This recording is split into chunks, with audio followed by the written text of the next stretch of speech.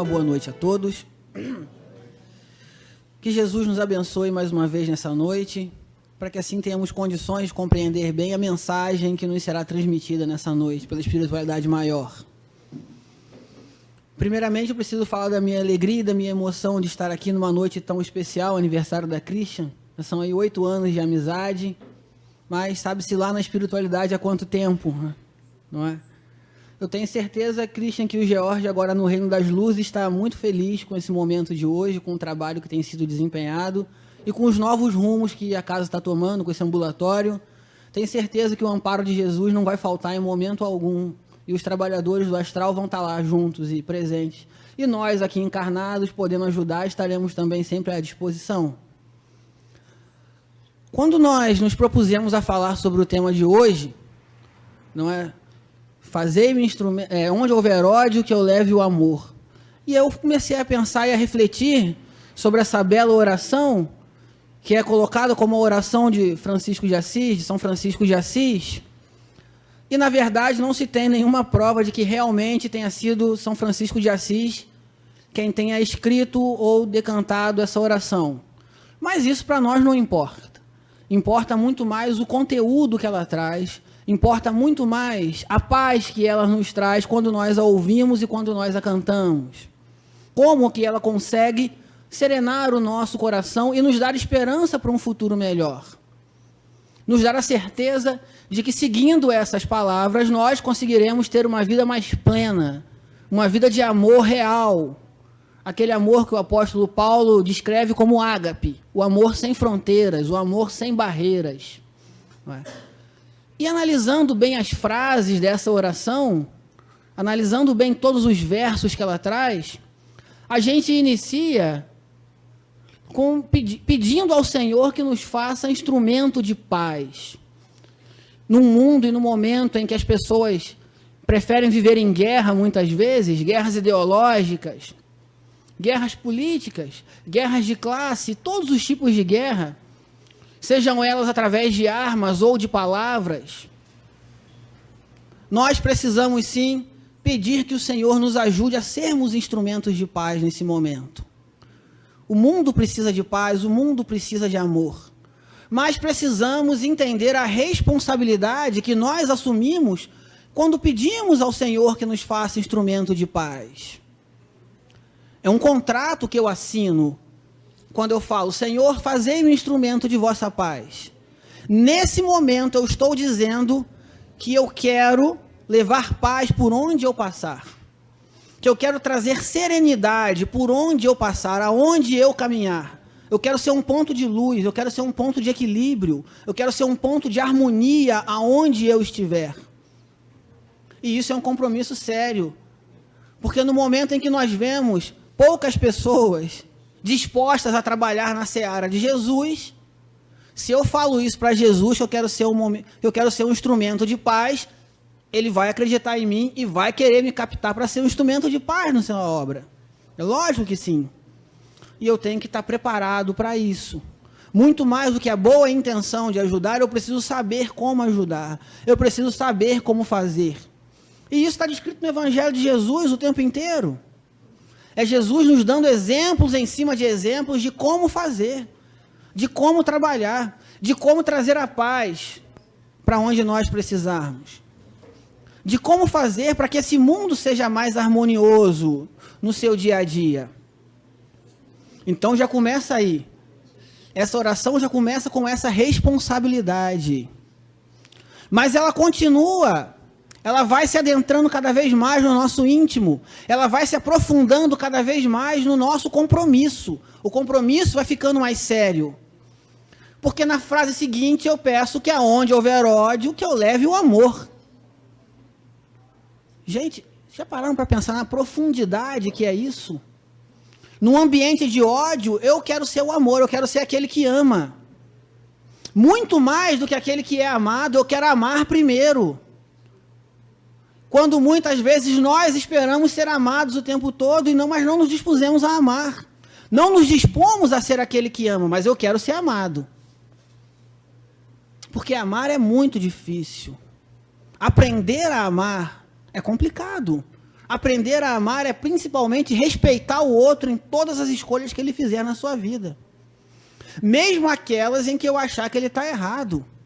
E mesmo quando ele efetivamente estiver errado, ainda assim eu tenho que respeitar a escolha do outro. Eu posso tentar orientar, jamais obrigá-lo a seguir de acordo, a viver de acordo com a minha cartilha, a seguir a estrada e o caminho que eu escolhi para mim. Porque o que é bom para mim eu sei, o que é bom para o outro eu não sei. Então eu tenho que respeitar. Amar passa por isso. Deixar que o outro às vezes até quebre a cara. Eu estou ali para acolher, quebrou a cara, agora vem cá que eu te abraço, eu te acolho, eu não te recrimino. Então, amar é um ato de liberdade. Aquele que ama se liberta e liberta também ao outro que é amado. Mas nós muitas vezes queremos ser amados, eu quero que o outro me respeite, mas eu não consigo respeitar o outro. Há uma música que é fantástica, famosa, do Djavan. É um grande compositor, gente. Eu adoro muitas músicas.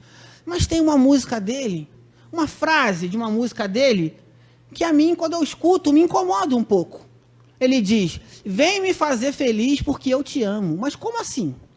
Se eu amo, por que eu não vou até o outro? Por que eu tenho que esperar o outro vir até mim? E é nesse momento de espera que a vida passa, as relações se desfazem, e não se viveu na plenitude do amor que poderia ser vivido, porque ficou um esperando o outro, um fica esperando o outro, o tempo inteiro, e ninguém vai até onde tem que ir, ninguém faz o que precisa fazer, ninguém toma a atitude de amar que precisa ser tomado. Se nós formos analisar bem o Evangelho de Jesus, nós vamos ver um Jesus trabalhando o tempo inteiro. É um Jesus operativo, ele não é um Jesus especulativo, ele não está especulando nada, ele está fazendo, ele está agindo, ele vai até as pessoas, ele caminha pelas cidades, ele não fica sentado na casa dele, esperando que os outros vão até ele. E se ele fizesse isso, até iriam, tá, gente? Até iriam, porque o magnetismo de Jesus é algo surreal, é fantástico, é algo incompreensível para nós.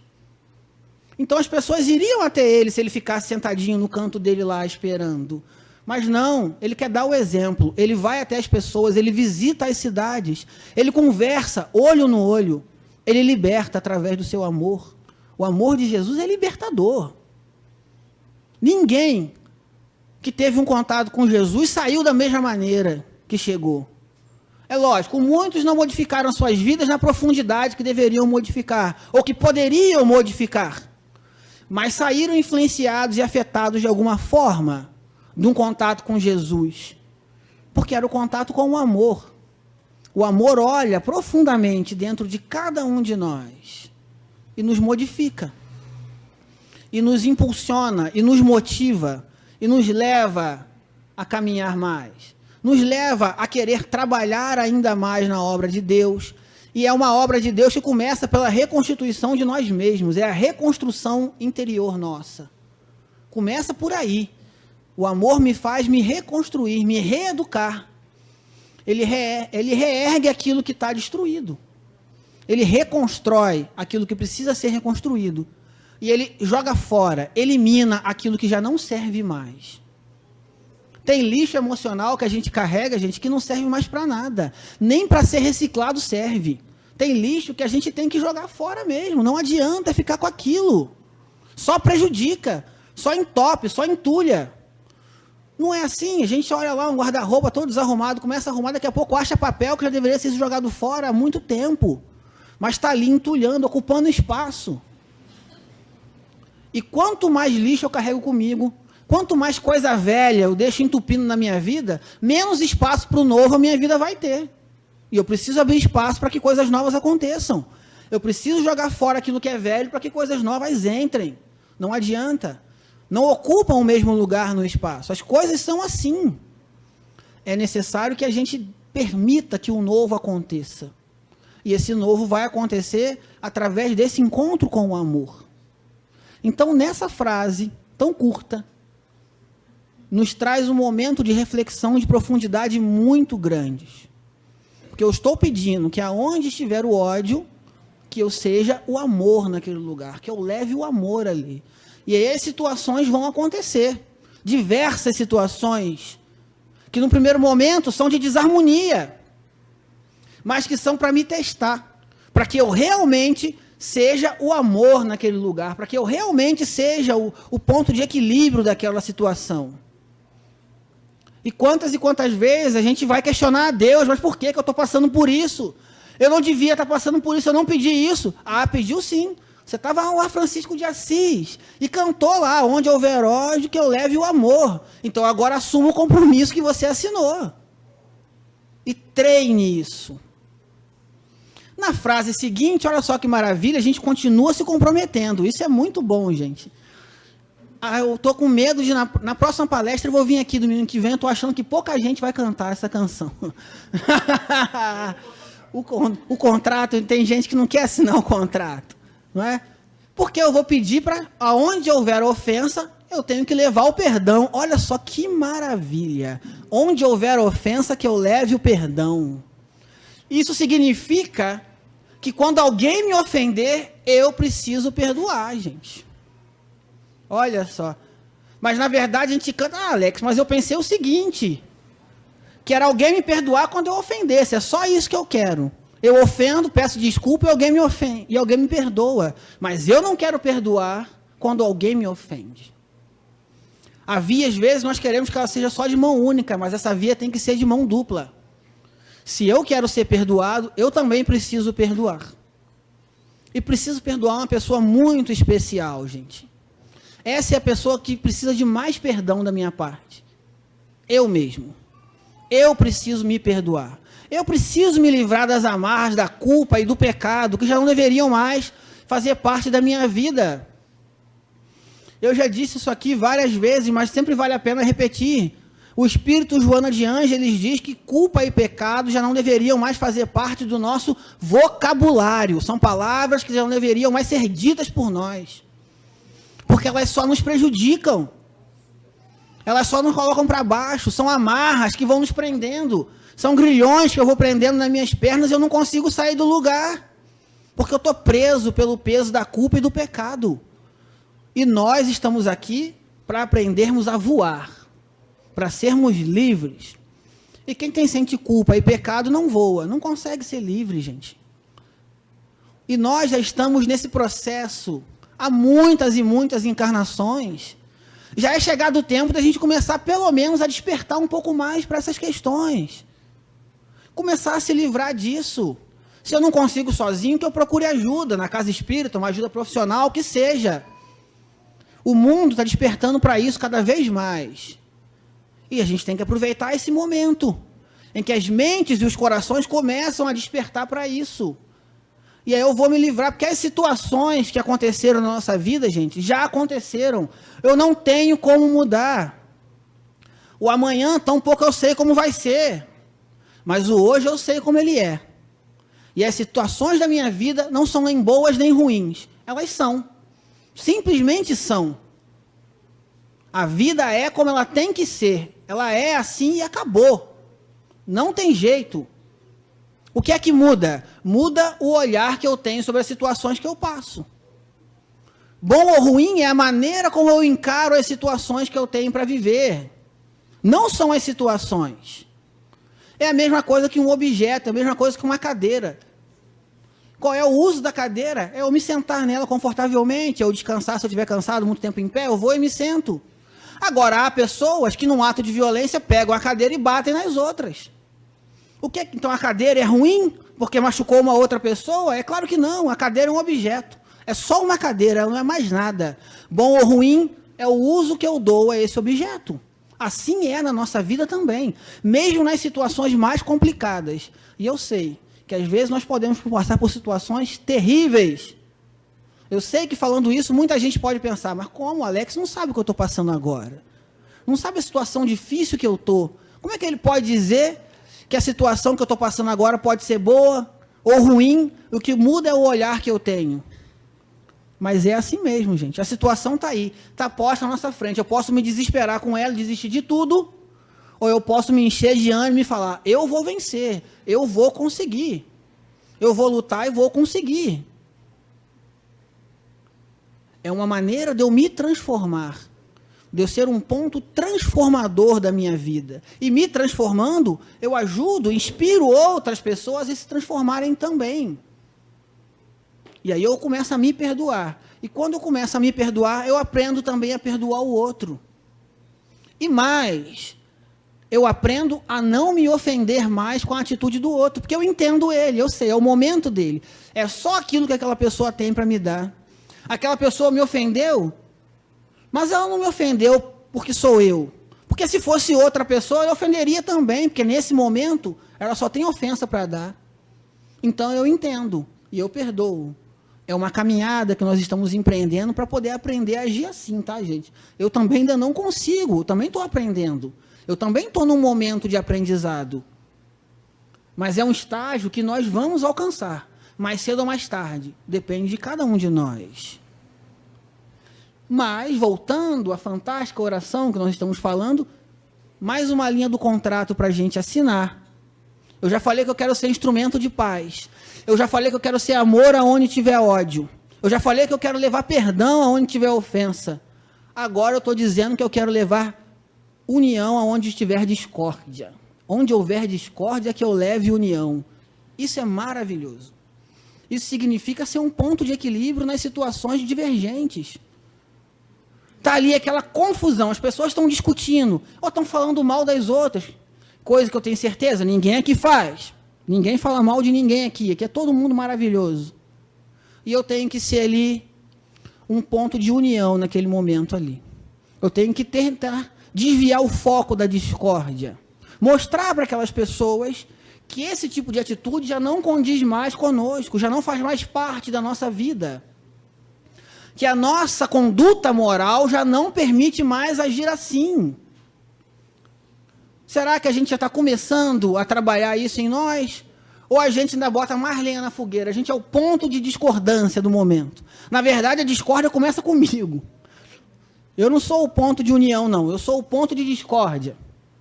Conta-nos Raul Teixeira, numa de suas palestras, que ele, certa vez, ele era professor da rede estadual de ensino, e aí teve uma crise no Estado, coisa que não tem acontecido atualmente, mas teve uma crise no Estado, o salário dos professores atrasou, e eles estavam no colégio em que ele dava aula, na sala dos professores. Uma discussão terrível, eles discutindo que nós vamos fazer greve, porque a gente não vai mais vir trabalhar, e falando mal do governador, falando mal de todo mundo, falando mal de Deus e o mundo naquela sala, aquela confusão. E ele conta que ele era o que mais falava mal, Raul Teixeira, já espírita, psicografava livros, fazia palestras, e ele era o que mais falava mal das pessoas. Ele botava fogo mesmo no negócio. E a fogueira só crescendo. E ele conta que ele, naquele momento de exaltação, ele vê entrar pela porta da sala o seu mentor espiritual, o espírito Camilo, vem entrando pela porta da sala. E ele, à medida que vai vendo o espírito Camilo se aproximar, diz ele que vai baixando o tom de voz, e ele vai diminuindo a intensidade da reclamação, o tom de voz. No final ele estava só sussurrando, vamos ver. E aí Camilo chegou para ele, mas irmão Raul, que bonito, hein, irmão Raul? Que maravilha a sua atitude. E ele, não, você não está vendo, irmão? A gente está sem receber, a gente precisa receber, tem conta para poder pagar? Ele, sim, eu sei que tenho. Eu estou vendo, eu sei que a situação de vocês é difícil. Mas será que você sabe por que vocês estão passando por essa situação? Então, se você não sabe, irmão, eu vou te contar. Todos vocês que estão aqui nessa sala, irmão, numa encarnação passada, foram muito ricos, tiveram muitos recursos materiais ao seu dispor. E usaram mal esses recursos. Então agora vem nessa encarnação, passando por dificuldades, para poder dar valor ao dinheiro, a dar o devido valor a esses recursos e a usar bem quando tiverem. Quando essa expiação passar, vocês vão voltar a ter uma vida financeira equilibrada e vão poder ter uma vida confortável financeiramente. Mas nesse momento é necessário que se passe por essa situação, para vocês aprenderem a dar valor a esses recursos. Então notem, como até um espírito da grandeza de Raul Teixeira em algum momento vacila, gente. E é natural que isso aconteça. Depois de hoje, eu estou dando essa palestra aqui para vocês, eu vou vacilar e vou errar muitas vezes ainda. Claro que vou. Vocês também vão, é natural, a gente está num processo de aprendizado. Mas é natural também, é necessário que a gente comece a pensar um pouco mais nessas questões, a dar o start dessas questões.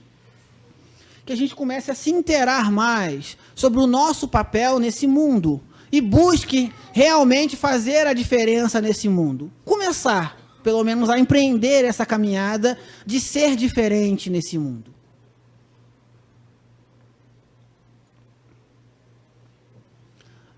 E aí chegamos a um outro ponto da nossa oração, aonde nós pedimos, onde houver dúvidas, que eu leve a fé. Olha só que maravilha. Olha o que eu estou pedindo para Jesus, Senhor, onde houver dúvidas, que eu leve a fé. E isso é fantástico, gente. Ser um ponto de fé num ambiente de dúvida é algo maravilhoso. Porque fé é principalmente acreditar naquilo que não se vê, naquilo que não se sabe que se vai obter ou não. É pedir e acreditar que se vai obter, se for do nosso merecimento. Olha só que maravilha, a doutrina espírita não fala isso, você pode pedir. Se você não merecer, não ganha, não adianta. E é entender que é o melhor para nós naquele momento, que é o melhor que pode acontecer conosco naquele momento. Isso é um ato de fé. É por pior que seja, por pior que possa parecer o desafio que eu estou vivendo nesse momento, é o melhor que pode acontecer para mim naquela hora. Não tem jeito. É lógico, gente, que isso não vai nunca nos tirar o direito de tentar melhorar a situação que nós vivemos, de tentar vencer esse desafio. Na verdade, é quase que uma obrigação nossa vencermos esses desafios, transpormos essas barreiras. Mas uma coisa é eu me revoltar. Uma coisa é eu começar a acusar a Deus, a Jesus, dizer que todo mundo me abandonou, que eu estou sozinho nesse mundo, e agora, como é que vai ser a minha vida? E outra coisa é eu entender, a situação é difícil, é complicada, mas eu vou vencer, eu vou ter bom ânimo, e eu vou passar por essa situação bem, por mais que todos os prognósticos sejam contrários. Mais uma história que eu já contei aqui, mas vale a pena repetir. O Dr. Borne Siegel, de repente algumas pessoas vão lembrar de já ter falado isso aqui, que é um grande oncologista norte-americano, dos melhores do mundo. Escreveu um livro fantástico chamado Medicina, Amor e Milagres, vale a pena ler. É um livro maravilhoso. E ele conta que certa vez entrou uma paciente no seu consultório, levou para ele os exames. Ele analisou os exames e falou: olha, senhora, infelizmente eu não posso fazer nada pela senhora mais, porque já deu metástase no câncer, já tomou vários órgãos, não tem mais como o que fazer. O que eu posso fazer é internar a senhora, para que a senhora passe pelo tratamento, para não sentir muitas dores. Mas eu dou para a senhora, no máximo, mais 6 meses de vida.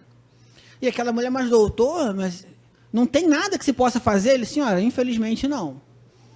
Eu não tenho o que fazer. Se a senhora tivesse me procurado antes, de repente eu poderia fazer alguma coisa, mas agora... E ele conta que aquela mulher olhou para ele e falou assim: doutor, eu tenho, sei lá, uma chance em 1000 de me curar. E ele falou: uma chance em 1000? De maneira nenhuma. Isso é impossível, uma chance em 1000 não. Uma chance em 100 mil, talvez? Não, uma chance em 100 mil é muito. Sem chance. Uma chance em 1 milhão, tão pouco. Não, uma chance em 1 milhão ainda é muito, não tem como. Doutor, e uma chance em 1 bilhão? Em 1 bilhão, será que eu tenho? E aí ele conta que olhou para ela e falou assim: uma chance em 1 bilhão tem. Tem, eu diria que tem. Uma chance em 1 bilhão? Tem. E ela olhou para ele e falou assim: doutor, então não desiste de mim, porque eu também não desisto de mim. Cuida de mim, porque eu vou me curar. Eu sou essa pessoa aí do 1 bilhão. Se o senhor cuidar de mim, eu vou me curar. E ele conta que 2 anos depois ele dava alta a ela do tratamento, totalmente livre do câncer. Totalmente recuperada. Porque naquele momento aquela mulher teve fé naquilo que ela não via, naquilo que ela não sabia que ia obter. Ela não tinha nenhuma segurança de que realmente poderia acontecer alguma coisa de positivo naquele momento. Mas ela acreditou e conseguiu se curar.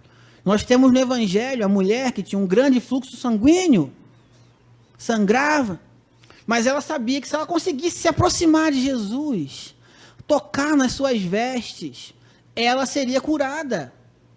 Ela conseguiria se curar. E eu tenho certeza que ela deve ter contado isso para alguém. No Evangelho não nos descreve isso, mas eu tenho certeza que ela contou isso para alguém e a pessoa chamou ela de doida. Eu não tenho dúvida de ser maluca. Você é doida, não vai se curar, você gastou seu dinheiro todo. O Evangelho descreve que era uma mulher que tinha muitas posses e havia gastado todos os seus recursos com médicos e nenhum havia conseguido curá-la. Mas ela não acreditou nas vozes contrárias. Ela se aproximou de Jesus, tocou nas suas vestes e imediatamente se sentiu melhor. Foi curada imediatamente. E Jesus, no meio daquela multidão, questiona: quem me tocou? É o controle sobre a sua própria energia. Quem me tocou? E os seus apóstolos disseram: mas Senhor, nós estamos aqui, tem uma multidão ao seu redor, várias pessoas te tocaram, como vai saber quem te tocou? Alguém me tocou de uma maneira diferente, porque eu senti sair de mim um pouco de energia. Olha o controle sobre a sua própria energia.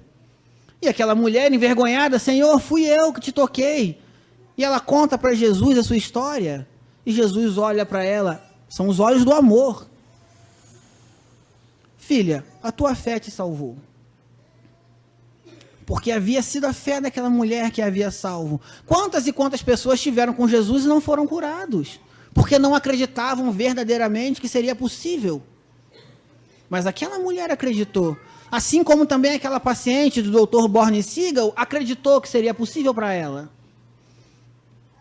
Então, ter fé no momento de dúvida é uma das coisas mais fantásticas que pode acontecer conosco. É quando todos os prognósticos são contrários a nós. Mas nós acreditamos: não, vai acontecer. Eu tenho certeza que vai acontecer. É o meu momento. Eu estou preparado para que isso aconteça. Está tudo ao contrário. Está tudo remando no lado diferente. Mas eu falo: não tem problema. Não tem problema. Porque o barco da minha vida vai seguir para o caminho que tem que seguir. E se não acontecer? Aquele que tem fé agradece também. Porque sabe, tem fé que foi o melhor que podia ter acontecido naquele momento. Porque como diz o apóstolo Paulo em uma de suas cartas, tudo concorre para o bem daqueles que amam ao Senhor. São palavras poderosas, que nós deveríamos acreditar mais, entender mais. Que quem ama a Deus, quem ama a Jesus, tudo vai concorrer para o bem dessa pessoa. Não tem jeito, não tem como dar errado. A gente pode até achar que vai dar errado, mas não dá. Por que muitas vezes a gente se desespera? Porque nós somos infantis, somos crianças, a gente quer as coisas do nosso jeito, no nosso tempo, da nossa maneira. Se não for assim, eu não quero. Se não for assim, não serve. E esse ato de fé, que é tão necessário para nós, parte do princípio de que tudo vai acontecer da melhor forma. Que não tem jeito. No fim das contas, tudo dá certo. Ou como dizem, se não deu certo ainda é porque não chegou no final. No fim, tudo dá certo. Se não deu certo é porque não chegou no final. Ainda tem mais um pedaço para caminhar. Tem mais coisas para acontecer. E a vida já mostrou para nós como isso é real. Como isso é real. Como isso acontece de fato. Mas, na nossa oração, que ainda não terminou, vem nos dizer que onde houver o erro, que nós possamos levar a verdade. Isso também é poderoso, é profundo, é impactante. Onde houver o erro, que eu leve a verdade. E mais, onde houver desespero, que eu leve a esperança. É um conjunto de frases que, se a gente parar para analisar e para refletir no primeiro momento, opa, o que eu estou pedindo para fazer? Olha só, eu estou pedindo para levar verdade aonde haja erro. E se aqui está o desespero, eu quero ser a esperança. E isso vai casar diretamente com a fé. Isso vai casar diretamente com o ato de fé. É ter esperança naquilo que não se sabe o que vai ser. É ter esperança no amanhã melhor. Desde que hoje eu transforme a minha vida num caminho de verdade. Eu não sei como é que vai ser amanhã, gente. Eu sei como é hoje. Eu sei como está agora. Mas eu posso ter um vislumbre de como vai ser amanhã, que é exatamente o hoje. A maneira como eu vivo hoje vai refletir naquilo que vai acontecer comigo amanhã. Não tem jeito, a matemática é essa, é simples. Se eu vivo bem hoje, amanhã eu também serei melhor. Viverei bem. Viverei em harmonia, em paz. Se eu hoje não vivo bem, o meu amanhã também não será harmonioso, não será feliz. Mas o que acontece muitas vezes? A minha vida hoje é uma confusão. É o caos, é a desordem total. É uma bagunça. E eu estou esperando amanhã ter uma vida de paz. Isso nunca vai acontecer. Não adianta. Isso é um ato de loucura e não de fé. Achar que se hoje eu estou desarmonizado, amanhã eu vou estar harmonizado. Claro que não. Eu preciso me harmonizar no presente, para que meu futuro seja harmonioso. A equação é essa, não tem como fugir disso, gente. Se eu hoje estou no desespero, o meu amanhã é de desespero. Mas se hoje eu estou no momento em que eu estou procurando me harmonizar mais, estou procurando a calma, estou procurando a paz dentro de mim, estou procurando o amor, lógico, o meu amanhã também será de amor, será de paz, será de harmonia. É lógico, se hoje eu ainda trago dentro de mim a desordem, a bagunça, a confusão, eu preciso começar a arrumar, gente. Muitas vezes é isso que acontece. A gente tem medo do caos, a gente tem medo da bagunça, a gente tem medo da confusão. E não sabe, não para perceber que esse é um momento fantástico. O momento quando está tudo mais confuso, quando está tudo mais bagunçado, é o momento mais maravilhoso. Porque quando está tudo bagunçado assim, é quando a gente tem a boa vontade e a motivação para começar a arrumar. Mas não é assim na nossa casa também? O sujeito abre o guarda-roupa, está tudo bagunçado, não consigo achar mais uma blusa nesse guarda-roupa.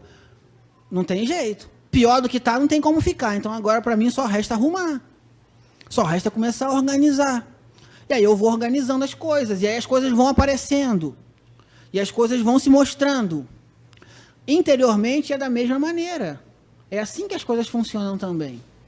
Quando está tudo bagunçado, nossos sentimentos estão bagunçados, está a confusão, é o melhor momento para a gente começar a arrumar, para a gente começar a se organizar internamente, emocionalmente, mentalmente, para que comece a haver um pouco mais de harmonia e clareza na nossa vida. Porque a ordem surge a partir do caos. Está tudo a desordem, aí ali começa a surgir a ordem, está lá na Bíblia, é o primeiro versículo da Bíblia. Gênesis, capítulo 1, versículo 1. No princípio, a terra era escura. Era o caos, e só o Espírito de Deus pairava sobre as águas. Ou seja, a terra era o caos, não se entendia nada, não se encontrava nada, não havia separação entre terra e água, nada. Era tudo bagunçado. E a partir desse momento, as coisas começaram a entrar em ordem. Ali, nas palavras alegóricas da Bíblia, aquilo é uma alegoria, gente, tá? Kardec depois vem explicar essa alegoria na Gênesis. É um livro importante para que a gente estude. Mas nessas palavras alegóricas da Bíblia, Deus começa, cria a luz, cria o dia, cria a noite, cria os mares, cria a terra, vai criando os seres, tudo obedecendo a um processo de evolução constante. Tudo obedecendo etapas organizadas de um processo, mas tudo partiu a partir do caos, a partir da confusão. Então é importante nós pensarmos isso. Nós estamos pedindo para levar fé onde tem dúvida, para levar verdade aonde houver o erro, para levar esperança onde houver o desespero. E por fim, a gente vai pedir, mestre, fazer com que eu procure mais consolar que ser consolado, compreender que ser compreendido. Olha que maravilha, gente. Semana que vem, Cristian, ninguém vai cantar mais. Eu estou achando que eu estraguei a ambientação. Meu Deus, espero que não. Amar que ser amado é dando que se recebe. Essa frase é importante a gente parar para analisar também. Dando que se recebe. Dando o quê? Se recebe o quê? Pouco importa. Pouco importa. A frase é muito simples e direta. Eu dou e eu recebo. Olha que maravilha. Ela vai de encontro exatamente ao que Jesus também falou no seu evangelho. Pedi e obtereis. Batei e abri-se-vos-á. Pedir o quê? Obter o quê? Bater aonde? Qual porta que abre? Pouco importa. Pouco importa. O que eu peço, eu ganho. A porta que eu bato se abre. O que eu dou, eu recebo. Alex, mas minha vida está uma confusão. Está terrível, Alex. Estou cheio de problema. Então comece a analisar. O que você tem pedido? Qual porta você tem batido? O que é que você tem dado? Porque você está recebendo exatamente aquilo que deu até hoje. Exatamente aquilo que você deu para o mundo, você está recebendo de volta. Não tem jeito. É assim que funciona. Jesus é muito claro no Evangelho. Ele não fala, peçam coisas boas e ganhem coisas boas. Peça o que você quiser. E você vai obter. Alex, mas eu não pedi esse caos na minha vida, eu não pedi essa confusão toda. Ah, pediu. Porque os pedidos que são atendidos não estão aqui no nosso consciente, não. Eles estão no nosso subconsciente. Eles estão dentro, são pedidos que a gente nem sabe que tem. São sensações que nós nem prestamos atenção que temos, mas temos, elas estão ali. E estão com muito mais força do que aquilo que a gente conscientemente pensa e pede. Nas nossas orações a gente vai pedir coisas boas, mas no fundo a gente não acredita que merece receber essas coisas boas. E aí como é que faz? E é a crença que nós temos sobre nós mesmos que vai reverberar no universo e vai trazer para nós aquilo que nós queremos. É essa crença que eu nem sabia que tinha, mas ela está ali.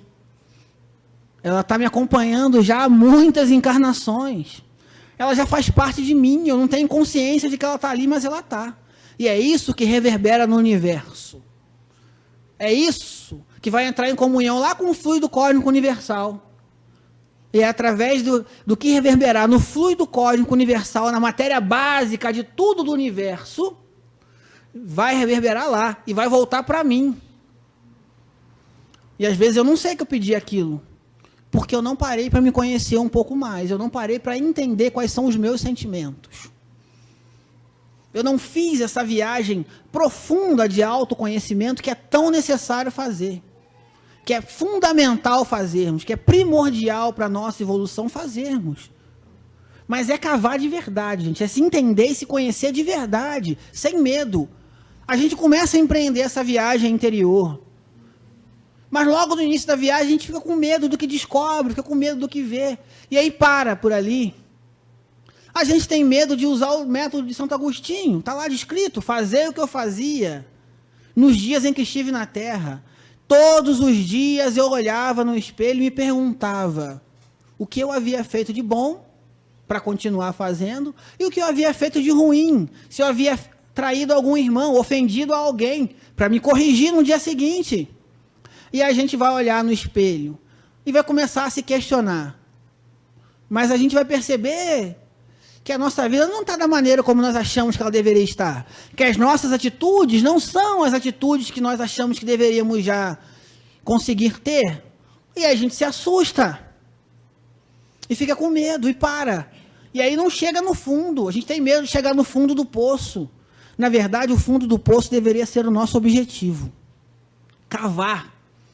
Porque essas características, esses vícios de caráter que eu ainda tenho, isso é lama superficial, não condiz com a minha realidade. Quando eu passo dessa superfície suja e lameada e vou mais fundo, aí eu vou descobrir o que é que eu sou de verdade.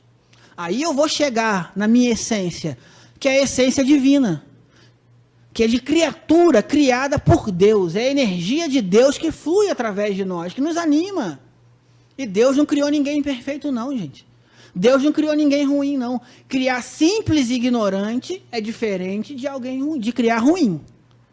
Simples e ignorante é um copo vazio. É isso. É um copo vazio.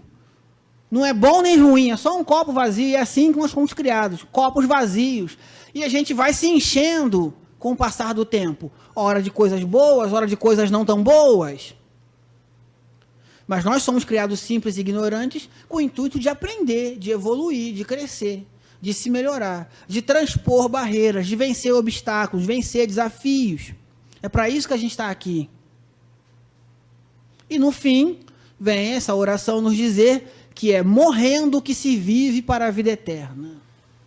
Mas não é, gente, morrer fisicamente, não. É também, mas é muito mais do que isso. É morrer para a vida que nós estamos levando até hoje. É renascer para uma nova vida. É depois de ter assinado todo esse contrato, ter lido o contrato e ter assinado lá embaixo, é renascer como uma nova pessoa, com atitudes diferentes, maneiras de pensar diferentes, sentimentos melhores. Isso tudo, gente, é um caminho que a gente vai empreendendo, de renascimento, de reconstrução, de reeducação. A gente está nessa caminhada. Muitos de nós já estão numa caminhada um pouco mais à frente, outros ainda estão um pouco mais atrás, não importa, porque esse é um momento particular de cada um. Esse é o momento que cada um tem que viver. a velocidade com que cada um empreende essa caminhada, isso vai de cada um, gente, não tem jeito. Mas todos nós estamos nessa caminhada, todos nós estamos aprendendo, vamos aprender ainda mais. Na verdade, o nosso aprendizado ele será infinito. Entendamos que até os espíritos crísticos, como Jesus, espíritos que alcançaram a perfeição relativa, eles também estão numa caminhada de aprendizado. A caminhada deles é diferente. É num grau diferente, é um método diferente, a gente não tem como entender ainda que tipo de aprendizado é esse que um espírito como Jesus ainda precisa ter, mas tem. Porque a evolução é infinita, é constante e infinita. Então nós empreendemos essa caminhada evolutiva, já estamos hoje muito melhores do que já fomos há um tempo atrás, eu não tenho dúvidas disso. Hoje nós somos pessoas muito melhores do que já fomos. Amanhã seremos ainda melhores do que hoje. Mas nós precisamos morrer para essa vida de vícios que nós ainda temos. Nós precisamos renascer como novas pessoas nesse mundo. Entender qual é o nosso papel aqui. Renascer como pessoas novas nesse mundo passa por isso. Saber o que eu estou fazendo aqui. Para que eu vim aqui? Tem gente que passa aqui, vive uma encarnação, sei lá, 70, 80, 90, 100 anos. E não sabe o que veio fazer aqui. E isso é muito triste, gente. Isso já não condiz mais com a nossa realidade espiritual de hoje. Já não condiz mais conosco. Nós já temos condições de entender o que nós estamos fazendo aqui e de que maneira nós podemos contribuir para esse mundo. Se eu conseguir entender de que maneira eu posso contribuir para mim mesmo, para eu ser uma pessoa melhor, para eu gostar mais de mim, para eu me amar mais, para eu me achar mais interessante para mim mesmo, para eu gostar mais da minha companhia. A gente às vezes foge da nossa própria companhia, a gente tem medo de ficar com a gente. E isso é terrível. E a gente se olha e só vê defeito. E a gente vai pegar, e se eu fizesse um exercício aqui com vocês aqui, e pedisse para vocês escreverem para mim 5 defeitos, ia ser psicografia estilo Chico Xavier, mecânica, rápido. 5 defeitos, todo mundo escreve, mas se eu pedir 5 qualidades, eu tenho certeza que a dificuldade é grande de achar. Porque nós fomos criados sobre a falsa modéstia. É falsa essa modéstia. A gente não pode dizer para os outros que é bom em alguma coisa. Porque isso é errado, é ser soberbo. Claro que não. Eu me afirmar como fazendo algo bom, como sendo útil para o mundo de alguma maneira, significa que eu estou colocando à mostra a minha realidade espiritual, que é de filho de Deus. Eu não sou um coitadinho, não fui largado da própria sorte, não. Eu sou um espírito que estou aqui aprendendo, evoluindo, crescendo, e eu posso sim já contribuir. Todos nós podemos, cada um dentro da sua especialidade, cada um dentro da sua condição, mas todos como os filhos de Deus. Todos com condições de serem melhores a cada dia e de entenderem o seu papel espiritual nesse mundo. Entenderem o que podem fazer aqui. Mas para isso eu tenho que gostar mais de mim. Aprender que eu posso ser uma pessoa interessante para mim mesmo, gente. Refletir sobre a minha vida, sobre os meus propósitos. Se olhem mais no espelho e gostem, passem a gostar do que estão vendo. Comecem a entender as qualidades que você já tem. Fisicamente também. Claro, olha no espelho. Vai lá. Se veja no espelho e fala, nossa, mas realmente eu não sou de se jogar fora, hein? Que maravilha. Olha no espelho lá e se amem. Se apaixonem por si todos os dias. Isso é fantástico, quando a gente consegue se apaixonar por nós. Quando a gente consegue olhar e falar assim, olha, é uma pena que eu sou eu mesmo, hein? Porque se eu fosse outra pessoa, era ruim que eu não namorava comigo, hein? É ruim que eu me deixava escapar, hein? Porque eu sou tão interessante. Eu sou uma pessoa tão legal. Não me deixava fugir de jeito nenhum. É trabalhar a nossa autoestima. Nós temos uma estima muito baixa. E a gente não consegue se entender, se compreender. A gente não para nem para se olhar, como é que vai se entender? Eu não consigo nem fazer a primeira viagem, aquela superficial ali. Eu não consigo fazer nem essa viagem. Como é que eu vou querer empreender uma viagem mais profunda? Mas entendamos, todos nós temos condições disso. Todos nós já sabemos o caminho. Há 2000 anos, aí mais ou menos, um pouco mais do que isso, passou um homem sobre essa terra que nos deu o caminho, nos deu o mapa, nos deu o roteiro, nos deu a receita de bolo, é só seguir. E mais, nos ofereceu auxílio, nos ofereceu ajuda, nos ofereceu amparo. Vinde a mim, vós que estáis cansados, e eu vos aliviarei. Tomai sobre vós o meu jugo, eu que sou brando e humilde de coração, porque meu jugo é leve, meu fardo é leve, meu jugo é suave. Olha só que maravilha. É Jesus dizendo, dificuldades vão existir, sempre. Não tem jeito de fugir disso. Desafios também. Mas se nós caminharmos com Jesus, vai ser tudo mais leve, tudo mais suave.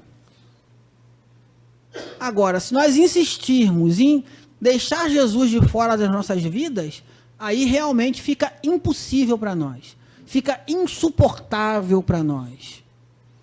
Então, nessa noite de hoje, em que o nosso tempo...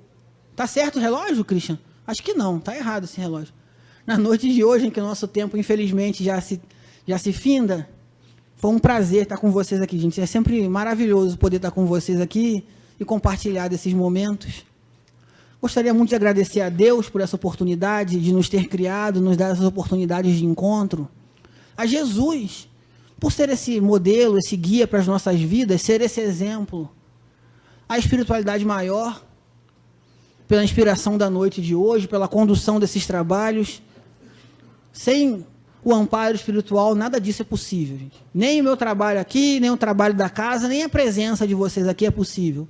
Sem o amparo espiritual. Nós somos meros instrumentos de todo um aparato divino que nós muitas vezes nem vemos. E digo mais, em aqueles que são médiuns videntes, vem só uma parte também. Ainda não vem o todo, até a visão deles é limitada, não vê o todo ainda. Então é algo que transcende o nosso entendimento, esse amparato espiritual. Quero agradecer a direção da casa também, mais uma vez, pelo convite, muito obrigado.